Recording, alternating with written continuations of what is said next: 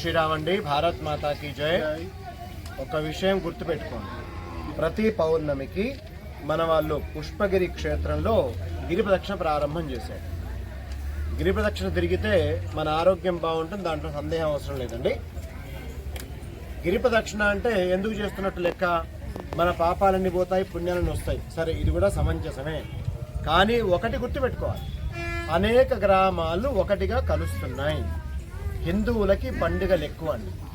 మామూలుగా ఉండే పని ఒత్తిడి కంటే పండుగ పూట ఇంకెక్కువ ఉంటుందండి.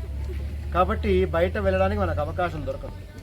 ఎక్కడైనా గ్రామ స్థాయిలో ఉత్సవాలు జరిగితే ఆ గ్రామం వాళ్ళు వస్తారు, లేదా చుట్టుపక్కల కొంతమంది వస్తారు. కానీ ఒకటి గుర్తుపెట్టుకోవాలి, హిందువులు ఒకటిగా కలిసి ఉండడం అనేది తక్కువైపోయిందండి ఈ మధ్య.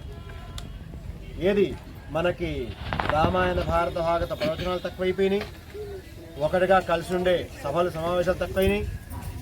దానికి ప్రధానమైనటువంటి రామబాణం లాంటి మహామంత్రం ఏంటయ్యా అంటే ఈ గిరి ప్రదక్షిణ. పెద్ద ఖర్చేం లేదు, మీరు వచ్చారా, అందరితో పాటు చక్కగా గిరి ప్రదక్షిణ చేశారా.